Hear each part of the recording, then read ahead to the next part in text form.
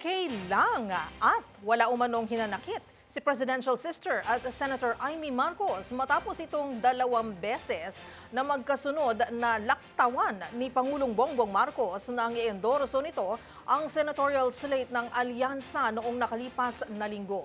Ang paliwanag ng senadora sa ulat ni Rose Babiera. Hindi masama ang loob ng senador na si Amy Marcos na hindi siya muling inendorso ng kanyang kapatid na si Pangulong Bongbong Marcos sa senatorial slate ng alyansa sa ginanap na rally ng partido sa Calabarzon noong nakaraang linggo.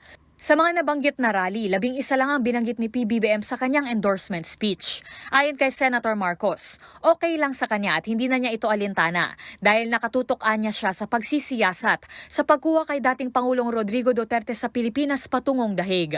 Umiiwas lang din daw ang senadora na maipit sakaling maging bunsod pa ito ng pagkawatak-watak ng dalawang panig. Ngayon, yung tungkol sa rally na hindi na ako binanggit, okay lang. Tiisan tayo, wala tayong magawa. Total, sinabi ko naman mulat sa poll, baka mauwi ito sa away-away ng dalawang panig. Ayoko maipit. Nilinaw naman ng senador na hindi siya opisyal na kumalya sa alyansa. Pahayag niya hindi niya alam at hindi niya pa ito na itatanong sa presidente dahil hindi naman daw niya sila nag-uusap ng kapatid. Paalala pa niya, umpisa pa lamang ay sinasabi na niyang tatakbo siya bilang independent para sa 2025 midterm elections. Kusa na ring hindi uma-attend ang senador sa mga rally at sinabing dadalo lamang ito sa kung saan kaibigan niya ang mga lokal o ang host nito.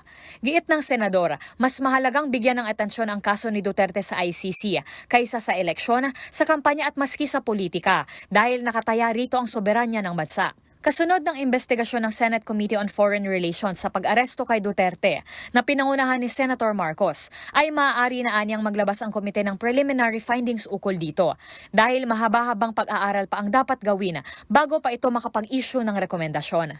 Para sa MBC TV Network News, ito si Rose Babiera ng DZRH TV. Una sa Pilipinas, una sa Pilipino.